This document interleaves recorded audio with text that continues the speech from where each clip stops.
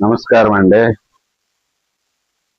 ఈ వీడియో ఆ, మామూలుగా మోటార్ వీళ్ళకి దానికి సంబంధించింది కాదు. యాప్లకి సంబంధించింది. యాప్లు అంటే యాడ్లు వస్తూ ఉంటాయి కదా. మాయాన్ అని కొన్ని నేర్చుకో యాప్లని, మళ్ళా ఓటీటీ యాప్లు, ఈ మధ్య సీరియల్ తీసే యాప్లు కూడా కొన్ని వచ్చాయండి. కుక్ యాప్ అన్నీ అదని ఇదని ఏదో ఉన్నాయి. మళ్ళీ తర్వాత మనం వీడియోలు చేసేటప్పుడు అడ్జస్ట్మెంట్లు, కటింగ్లు అవి ఉంటాయి. అవి చాలా యాప్ల్లో మరిగా ఉంది.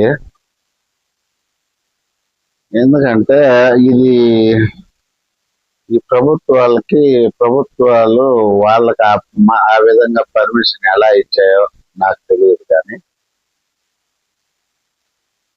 నేను ఒకరోజు ఏదో ఫేస్బుక్ ఏదో చూస్తా ఉంటే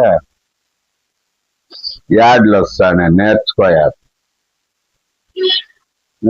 యాప్ ఇది చేస్తే దీంట్లో ఇంత ఆదాయం వస్తుంది, దాంట్లో ఇంత ఆదాయం వస్తుంది, ఏదేదో వాళ్ళు పెట్టే వీడియోలు మేము నేర్పిస్తాం, ఇలా చేసుకుంటే అలా చేసుకుంటే మీకు ఇంత ఆదాయం వస్తుంది, యూట్యూబ్లో ఇంత ఆదాయం వస్తుంది, దాంట్లో ఇంత ఆదాయం వస్తుంది, దీంట్లో ఇంత ఆదాయం వస్తుంది.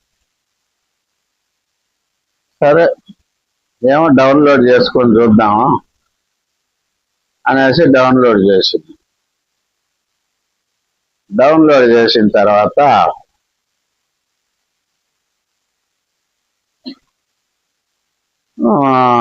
₹1 చెల్లించమని వచ్చింది. అది ఇది ఏదో వచ్చింది, మనకేం తెలుస్తుంది. ఇప్పుడు దాంట్లో అనుభవం ఉండే వాళ్ళకైతే అన్నీ తెలుస్తాయి. ఏదో కొంచెం బాగా ఇంగ్లీష్ మీడియం స్కూల్లో ఒక డిగ్రీనో, కనీసం బాగా అనుభవం ఉండే వాళ్ళు కూడా కొంచెం తక్కువే తెలిసేది. సరే అని చెప్పి ₹1 పంపించాను. ₹1 పంపించాను. సరేలే అనేసి ఓకే అయిపోయింది. వాడు ఏదేదో వీడియోలు పంపిస్తా ఉన్నాడు, వాట్సాప్ పోతే పంపించినాడు. అది ఏది నాకేం అంత యూజ్ఫుల్ అనిపించలే. ఏవాడు నేర్చుకునేదానికి నేర్చుకోయా పని అదని ఇదని పెట్టేసి అదే నాకు యూజ్ఫుల్ అనిపించలే. మళ్ళీ యాప్ డిలీట్ చేసి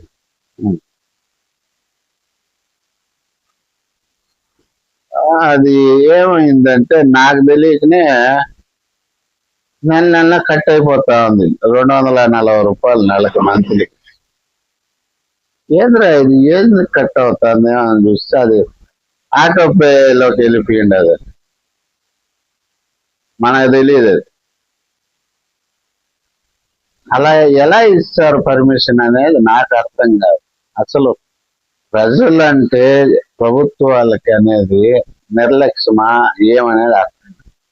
ఆ విధంగా వాళ్ళు ఆటో పే ఎలా ఇస్తారు? ఇప్పుడు ఫోన్ ఉందా, రీఛార్జ్ చేసుకుంటాం మనకు డేటా అయిపోతే తర్వాత రీఛార్జ్ చేసుకుంటాం. అదేవిధంగా ఏదైనా యాప్ డౌన్లోడ్ చేసుకొని వాడికి ₹2 ఎంతో పంపిస్తాం అనుకో, మనకు తెలియక ఆటో పే పడిపోతే ఎంత అన్యాయం అదా. నేను చూసుకునే టయానికి దగ్గర 4-5 నెలలు అయిపోయింది. గమనించుకోవాలి. ఫోన్పే అతనికి ఫోన్ చేస్తే మీరు వాళ్ళకి పర్మిషన్ ఇచ్చినారు. నేనెట్ట పర్మిషన్ ఇచ్చిన? ₹1 పంపించేస్తేనే పర్మిషన్ ఇచ్చేసినట్టేనా? ఎంత చాలా ఘోరాతి చాలా యాప్లు ఆ విధంగా చేస్తా ఉన్నారు. మనం ఏమారి మొన్న కూడా ఈ వీడియోలు తీసేదాన్ని బట్టి ఏదో ఒక యాప్ డౌన్లోడ్ చేస్తున్నారు, thumbnail అవి ఇవి పెట్టేదానికని. సరే వాడేం చేయడు, ఏదో ఆ వారానో ఏదో యాప్ అది ఏదో వస్తుంది, నుండి ఏదో వస్తుంది గుర్తులే. దాన్ని పంపిస్తే ఎంత వాడు 104 ఏమో పంపిమన్నాడు. ఎన్ని రోజులు, 3 రోజులకు 4 రోజులకు అదేదో ఉంటుందంట వాళ్ళకి, ఇంత వాడితే ఇంత అమౌంట్ అనేసి. అది మనకేం తెలుస్తుంది? సరే 104 వెళ్ళిపోయింది, సరే బాగానే ఉంది. మళ్ళా దాంట్లో మెసేజ్ మాత్రం ఎంత వచ్చిందంటే 2250 రూపాయలు ఏదో మెసేజ్ వచ్చింది అప్పుడే వెంటనే. నేను మొత్తం వెళ్ళిపోయిందేమో అమౌంట్ అనేసి భయపడి తీరా చూస్తే అది 104 ఎంతో పోయింది మొత్తానికి స్టార్టింగ్. సరే అది పోయింది 200 చిల్లర అనుకుంటా, కరెక్ట్ గా గుర్తులేదు అంట. ఆ పేమెంట్ ఏదో పోయింది. నెక్స్ట్ నేను కన్నా చూసుకోకుండా ఉండింటే మంత్లీ 1250 ఎంతో, 2000 చిల్లర ఎంతో అది కట్ అయిపోతా ఉండిండు. నాకు డౌట్ వచ్చి మొత్తం వెతికిన. ఫస్ట్ గూగుల్ ప్లేలో పోయిన దాంట్లో వాడి ద్వారానే పోతుంది మొత్తం పేమెంట్. ఆ గూగుల్ ప్లే పోయి చూసుకున్నా, ఫస్ట్ ఆడ క్యాన్సిల్ చేసిన తర్వాత మళ్ళా ఫోన్ పేలో ఇవి ఉంటాయి కదా, అది దేని ద్వారా పోయిందో చూసుకొని, దేని ద్వారా పోయిందా, ఫోన్ పేనా, గూగుల్ పే అనేది నేను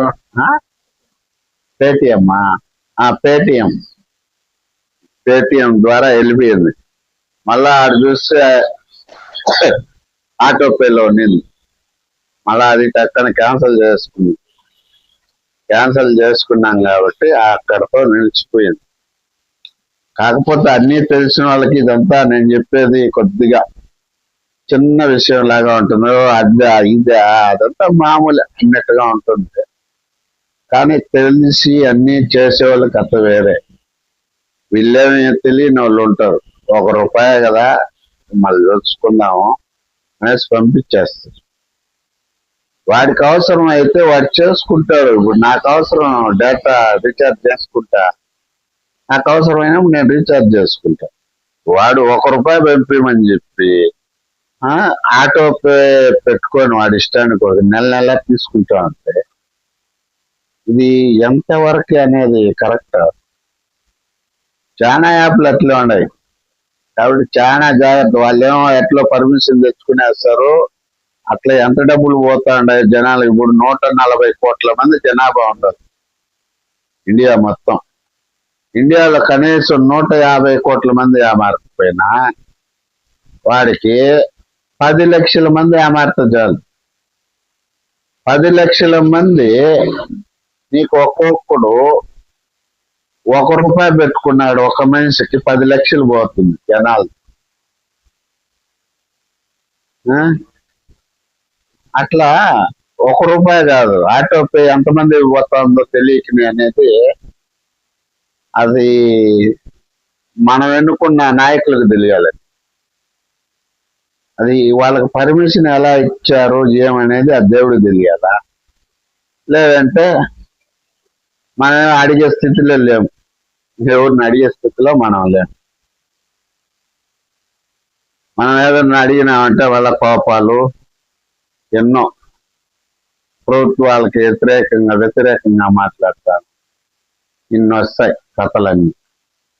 కాబట్టి యాప్లు కొన్ని చూసుకోండి, కొంచెం ఆటో పేలోకి పడిపోతాయి. అది మేము రూల్స్ ప్రకారమే పోతానని వాళ్ళు అంటారు.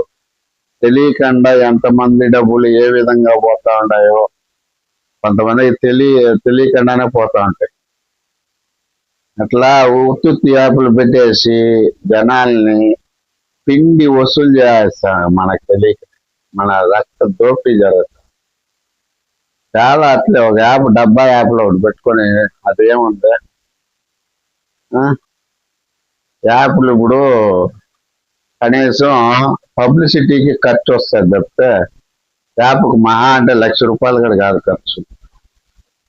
సాఫ్ట్వేర్ అది ఇది అంత తప్పితే ఇంకేం లేదు. కొంతమంది 100 రూపాయలతో ఓన్గా 100 రూపాయలతో కూడా చేసుకునే వాళ్ళు ఉంటారు.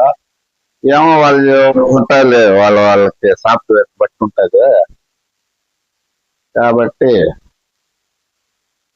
డౌన్లోడ్ చేసుకునే ముందు జాగ్రత్త. చాలా విపరీతమైన యాప్లు, చాలా మోసాలు ఉంటాయి.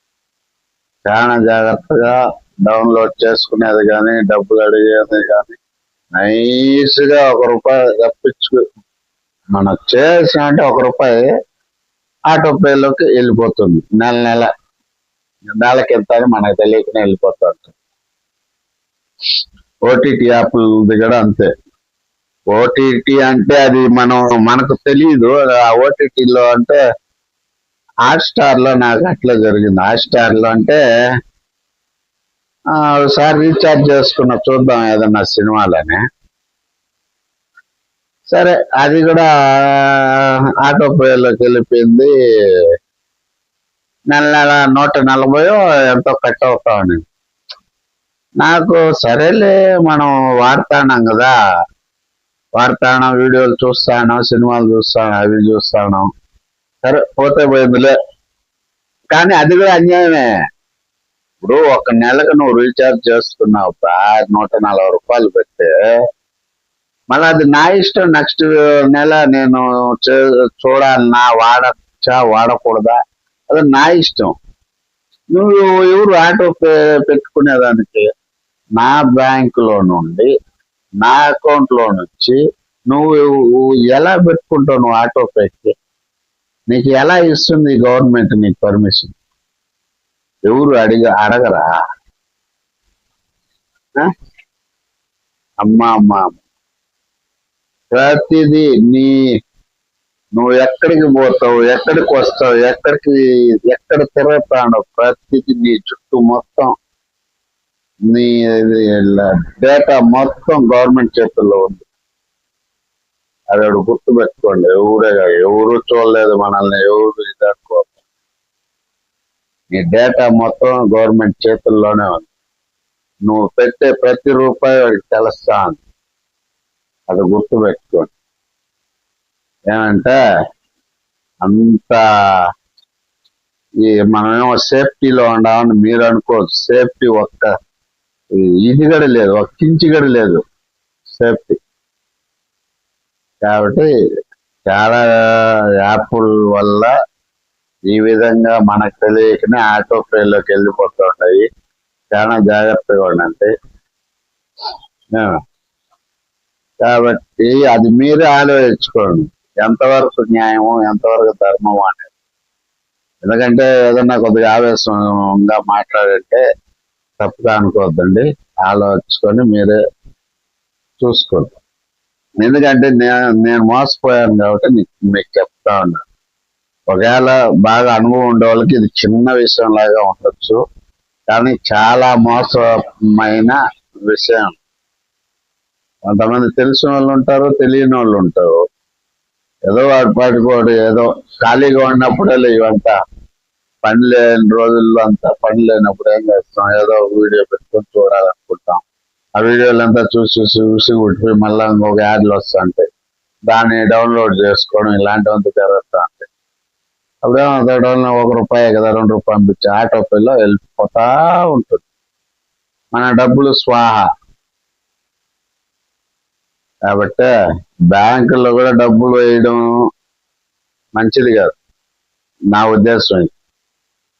బ్యాంకుల్లో డబ్బులు వేయకపోవడం మంచిది. ఏదైనా ఈఎంఐలు ఉంటే వాటి కోసం వేసుకోవాలి తప్పితే బ్యాంకుల్లో డబ్బులు వేయడం కూడా మంచిది కాదు. అది అలవాటు ఒకదానికొకటి లింకులు చేసిండారు. లాస్ట్కి నీ డేటా మొత్తము గవర్నమెంట్ చేతుల్లో ఉంది. కాబట్టి జాగ్రత్తగా ఉండండి. ఏ టైంకి ఏం జరుగుతుందో ఎవరికి తెలియదు. ఇప్పుడున్న పరిస్థితుల్లో అట్లా ఉండాలి. మనకి ఏది మంచి ఏది చెడ్డ అనేది మనకు దేవుడికి తెలియాలి. అంతే ఏం జరుగుతా ఉంది. కాకపోతే ఎక్కడో ఏదో జరుగుతా ఉందని నాకైతే డౌట్ గానే ఉంది. ఏదో జరుగుతా ఉంది మొత్తానికి. కాబట్టి జాగ్రత్తగా ఉండండి. ఇదే మోసపూరితమైన యాప్ల దగ్గర జాగ్రత్తగా ఉండండి. Okay, thank you, bye.